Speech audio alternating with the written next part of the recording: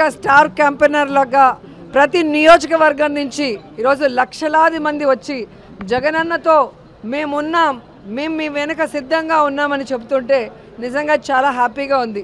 ఎందుకంటే ప్రజలకి మంచి చేయటం కోసం కష్టాలు అనుభవించి తప్పుడు కేసులు వాళ్ళు బనాయించిన చిరునవ్వుతో ముందుకు వెళ్ళి ఈరోజు ప్రజల ఆశీస్సులతో తిరుగులేని ముఖ్యమంత్రి అయిన జగన్మోహన్ రెడ్డి గారు తాను ముఖ్యమంత్రి అయిన మొదటి రోజు నుంచి ఏ విధంగా తన తండ్రి పేరు నిలబెట్టే విధంగా పరిపాలించారు పారదర్శకంగా అనేది మనం చూసాం.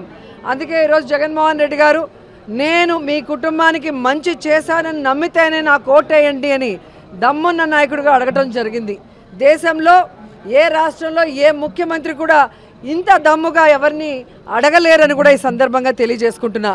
ఎందుకంటే చెప్పాడంటే చేస్తాడంతే, చేశాడు కాబట్టే ఈరోజు ధైర్యంగా అడగగలుగుతున్నారు. సో ఈరోజు ఎన్నికలు సమీపించాయి, కోడ్ వచ్చేసింది.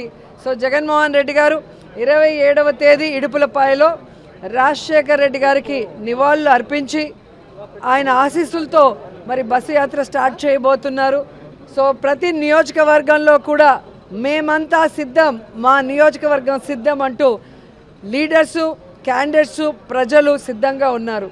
సో తిరుపతి వచ్చే లోపల మరి అందరూ కూడా సిద్ధంగా ఉండటానికి ఈరోజు మీటింగ్ పెట్టుకోవడం జరిగింది. చిత్తూరు ఆరు పూలతలపట్ల ఒక మీటింగు, అలాగే కాళహస్త్రి ఆరు నాయుడుపేటలో ఒక మీటింగు ఈ జిల్లాకి, పాత జిల్లాకి సంబంధించి అని చెప్పడం జరిగింది. సో మా కాన్స్టిట్యున్సీలో అందరూ అప్పుడే రెడీగా ఉన్నారు. ఎందుకంటే మొన్నే మీరు చూశారు, లక్షలాది మంది వచ్చినా కూడా ఇంకా మమ్మల్ని పిలవలేదు, మమ్మల్ని తీసుకెళ్ళలేదు. అదేంటో కానీ ఏ సినిమా యాక్టర్కి లేని క్రేజు జగనన్నకుంది. అది రియల్ హీరో. సో ఆయన చేసిన మంచి పనులు, ఆయన చేసిన సంక్షేమం, ఆయన చేసిన డెవలప్మెంటే ఈరోజు జగనన్న వెనక మేము సిద్ధమంటూ అందరూ ముందుకొచ్చారు. సో మళ్ళీ ప్రజలకు ఏం చేయబోతున్నానో మేనిఫెస్టో రిలీజ్ చేయబోతున్నారంటే ప్రతి ఒక్కరూ ఆతృతగా ఎదురు చూస్తున్నారు. ఎందుకంటే చెప్పిన ప్రతి వాగ్దానాన్ని నెరవేర్చిన జగన్మోహన్ రెడ్డి గారు మళ్ళీ రాబోయే ఎన్నికలకి కొత్తగా ఏం చెబుతారు, ఆయన చెప్పాడంటే చేస్తాడన్న నమ్మకంతో ఎదురు చూస్తున్నారు. కానీ చంద్రబాబు నాయుడు అండ్కో ఏదైతే ఒక టీం ఉందో, గత ఎన్నికల్లో మీరు చూసారు 2014లో వీళ్ళు కలిసి వచ్చారు.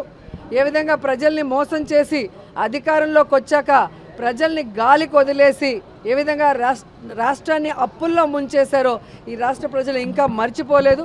సో ఆ ముగ్గురు మళ్ళీ కలిసి వచ్చి ఈరోజు ఏదైనా మేనిఫెస్టో రిలీజ్ చేసినా ఎవ్వరూ కూడా నమ్మే పరిస్థితిలో లేరు.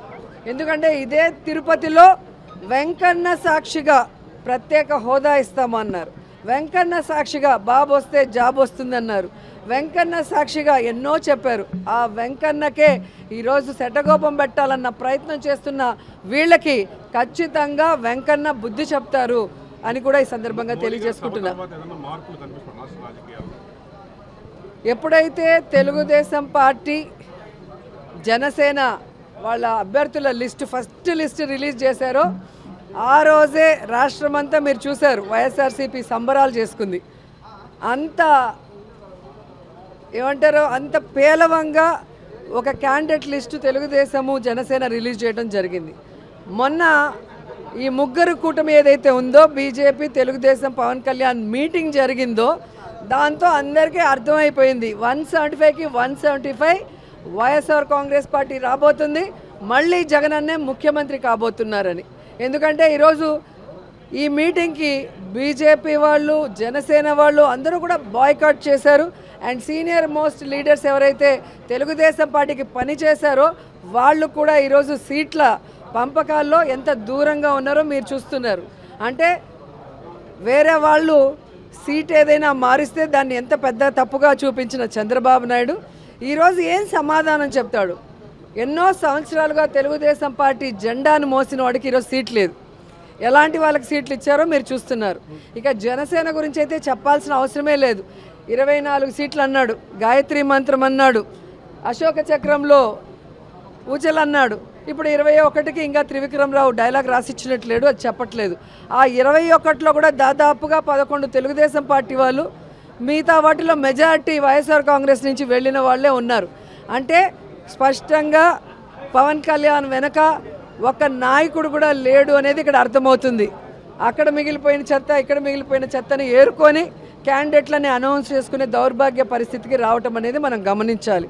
అండ్ ఈరోజు సీట్ల పంపకాలు కూడా కాన్స్టిట్యున్సీలు ఎంపీలు కానీ ఎమ్మెల్యేలు మీరు చూస్తే ఎవరెవరికి ఏం